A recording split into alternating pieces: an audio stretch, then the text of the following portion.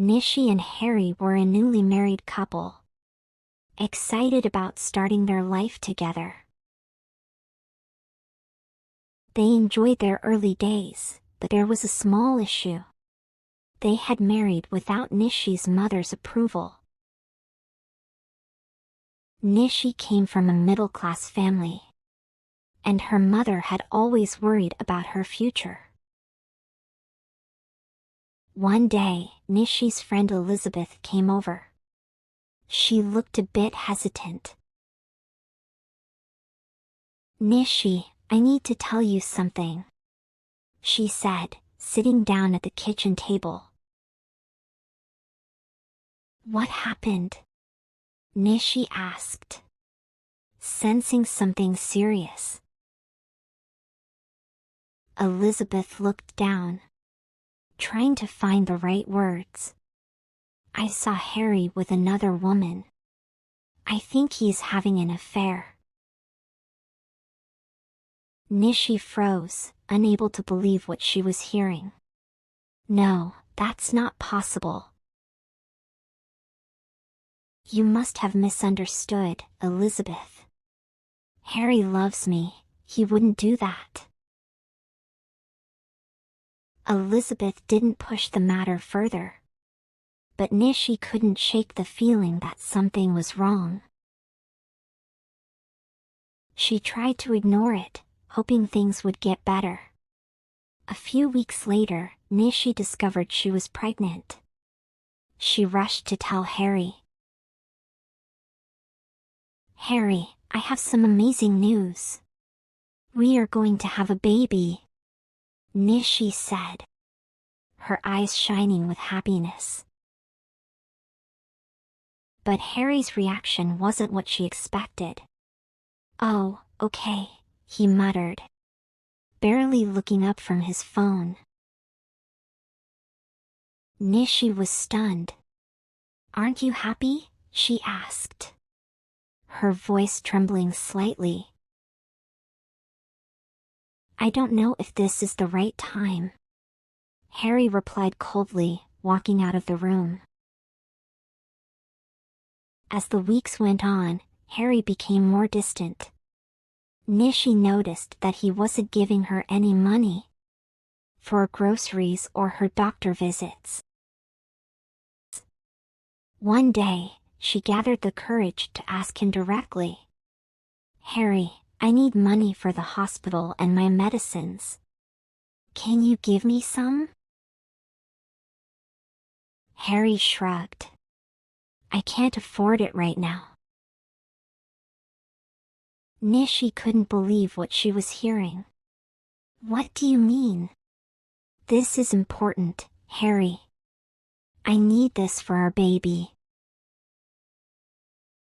"I said I can't," Harry replied sharply, leaving her standing there.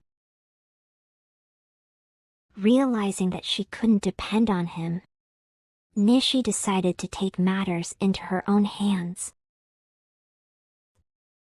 She called Elizabeth. "I need to get a job, Elizabeth. Can you help me?" Elizabeth said, "I know a place that's hiring. It's not glamorous, but it's work. There is a petrol pump down the street. I can help you get the job." Nishi was nervous as she walked into the petrol pump office for her job interview. Inside the small office, a middle-aged man sat behind a desk, glancing at her with a curious look. "You are here for the job?" he asked, raising an eyebrow. "Yes, sir," Nishi replied, trying to sound confident. The man leaned back in his chair, looking her over. "Do you have any experience working at a petrol pump?" Nishi shook her head. "No, but I'm a quick learner. I'm willing to work hard." He looked at her for a moment, then nodded. "It's tough work, especially for someone in your condition," he said, glancing at her growing belly. Nishi swallowed. "I can do it, sir. I really need this job." The man sighed. "All right, when can you start?"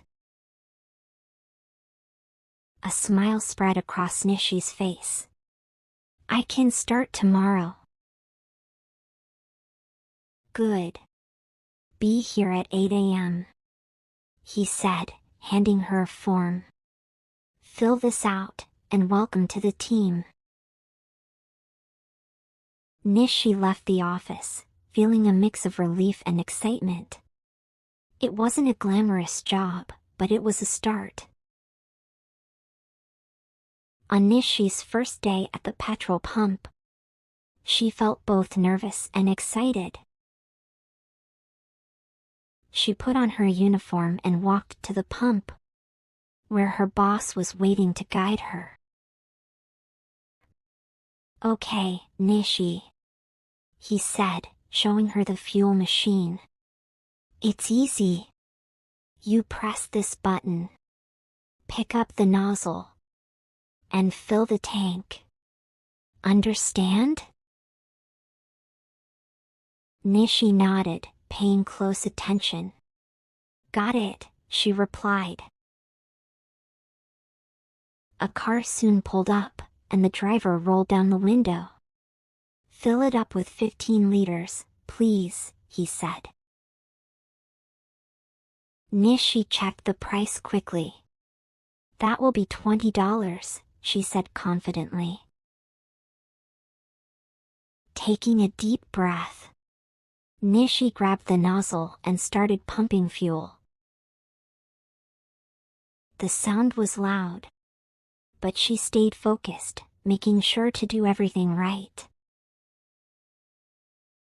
When she finished, the driver handed her the cash. "Thanks," Nishi said with a small smile. Her boss watched from a distance, giving her an approving nod. "Nice work, Nishi. You are getting the hang of it." As the day went on, Nishi served more customers, slowly gaining confidence. She met Adam, who had been working there for a while. He greeted her with a friendly smile. "Hey, I'm Adam. Welcome to the team," he said, noticing her slight hesitation as she adjusted to the busy environment. "Thanks. I'm Nishi. It's nice to meet you," she replied, feeling a bit more at ease. It was hard work, but she needed to provide for herself and her baby. One evening, on her way home, Nishi saw Harry's car parked outside a cafe. Her heart raced as she noticed another woman sitting beside him in the passenger seat. She felt a sharp pain in her chest. Everything Elizabeth had said was true. That night, Nishi confronted Harry. "I saw you with her," she said, trying to hold back tears. Harry sighed, as if he was tired of pretending.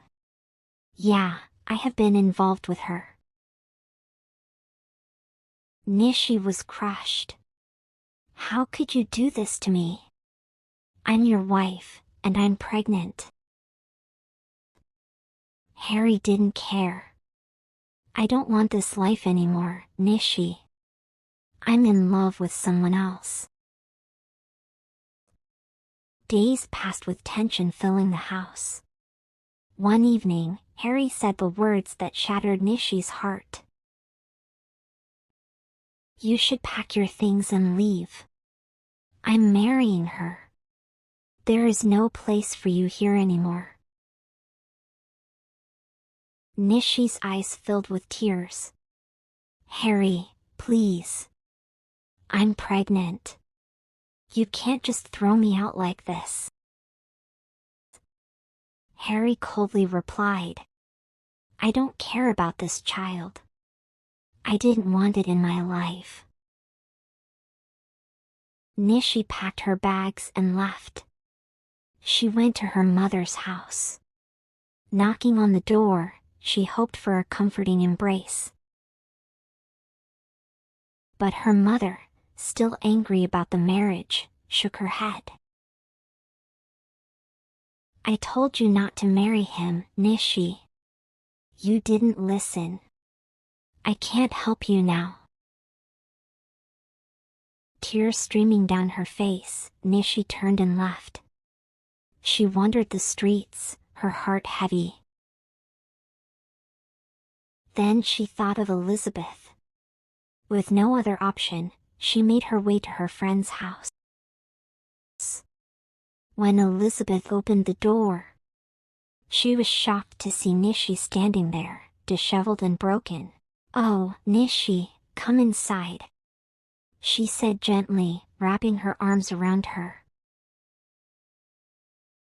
Nishi collapsed into a chair, unable to hold back her tears. I have nowhere to go, Elizabeth. You can stay with me, Elizabeth said, handing Nishi a glass of water. But don't worry. You will find your own place when you are ready. Nishi nodded.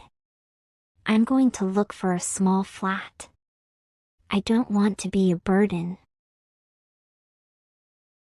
With Elizabeth's help, Nishi found a tiny one-room apartment. It was modest, but it was a place where she could live comfortably. One day, Adam noticed that Nishi was looking tired, especially when she leaned against the counter for support. Hey, Nishi. You don't look quite right today. Everything okay? Adam asked with concern. Nishi sighed and rubbed her back. It's just the pregnancy. Some days are harder than others. Adam smiled warmly. I totally understand. You shouldn't push yourself too hard. If you need help, just let me know. I'm here for you. Later, while Nishi was filling a customer's tank, Adam walked over. Let me take over for a bit, he said, gently taking the nozzle from her. You need a break. Thanks, Adam, Nishi replied, feeling relieved. No problem at all. Just focus on staying healthy for the baby, he said. From that day on, whenever Adam saw Nishi struggling or looking tired, he would step in to help with the gas pump or handle customers. Nishi was grateful for Adam's support. His kindness made the long days at work much easier, especially as her pregnancy progressed. As the months went by, Mike quietly supported Nishi, making sure she wasn't overworked. When the delivery date approached, Nishi struggled more at work. But Mike was always there, lending a hand. One evening, after a long day at the petrol pump, Nishi returned home. She took off her shoes and headed to the small kitchen. As she put on an apron, she talked to herself. Okay, Nishi, let's make something simple and healthy. She opened the fridge and found some vegetables. Carrots, spinach, and a few eggs are enough, she said, smiling to herself. She started chopping the vegetables, their fresh smell filling the air. Just then, her friend Elizabeth called. "Hey, Nishi. How was work today?" "It was okay," Nishi replied, stirring a pan on the stove. "I'm just making some dinner." "That's good. What are you cooking?" Elizabeth asked. "Just a veggie stir-fry. I need to eat well for the baby," Nishi said. "Sounds delicious. I will come over to eat with you soon," Elizabeth said cheerfully. Nishi laughed. "You are always welcome. It gets lonely here sometimes." Elizabeth had been visiting often, bringing fruits and checking on Nishi's health. "You need to take it easy," Elizabeth would say, placing a bag of apples on the counter. On Sunday, as usual, Nishi decided to go to the supermarket for groceries. As she walked through the aisles, she made a list in her mind. "Okay, I need some fruits, veggies, and maybe some pasta." At the checkout, the cashier scanned her items. $45, the cashier said. Nishi nodded and handed over her card. After the transaction was complete, she took her bags and returned home, feeling a little weary from the day. One day, after a long day at the petrol pump, Nishi entered her home, feeling tired. She took a deep breath and headed to the bathroom to freshen up.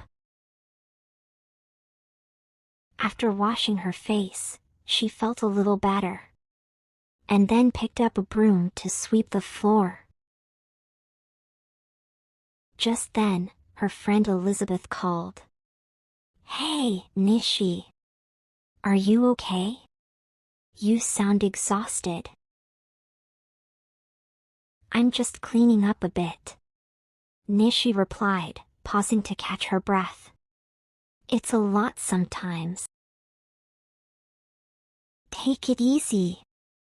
You don't have to do it all at once," Elizabeth said. "I know. Just trying to keep things nice," Nishi said with a small smile.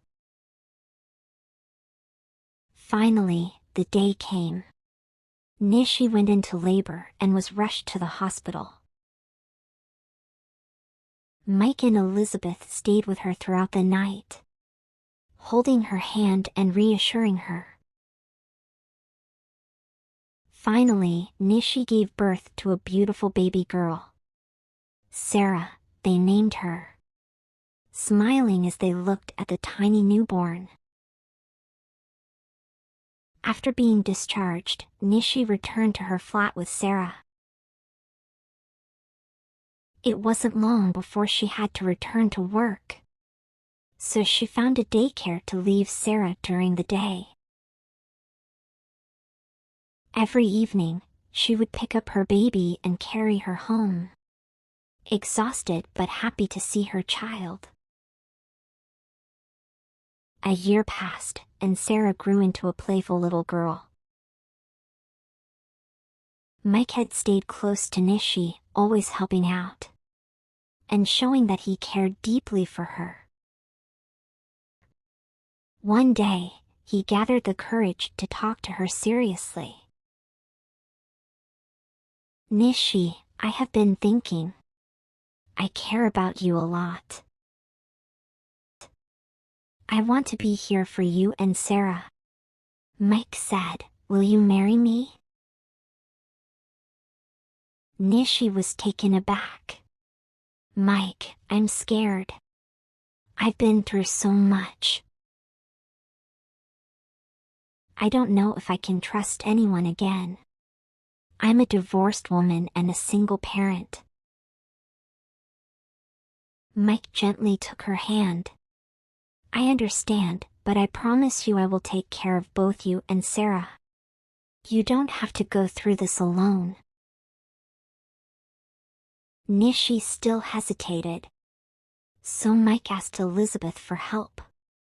Elizabeth sat down with Nishi one evening. You deserve to be happy, Nishi. Mike is a good man, and he cares about you. Don't let your past stop you from finding happiness again. Nishi thought long and hard. And finally, she agreed. They set a wedding date. And everything seemed to be falling into place. But just a week before the wedding, Harry showed up at Nishi's door, looking disheveled and desperate. Nishi, please. My marriage has ended. She left me, and I'm all alone. Can we try again? Please, for the sake of our child? Nishi looked at Harry, her voice trembling with emotion. I have nothing left to give you. All is lost between us. The love we once had is gone. You chose to walk away when I needed you most. I'm marrying someone else now. I have moved on. As they talked, little Sarah waddled over to Harry. He picked her up and kissed her forehead. I'm still her father, he said softly, his voice breaking. Nishi stepped forward and gently took Sarah from his arms. You didn't want her before. You can't be her father now, she said firmly. She is my child, and that's all that matters. Tears filled Harry's eyes as he realized what he had lost.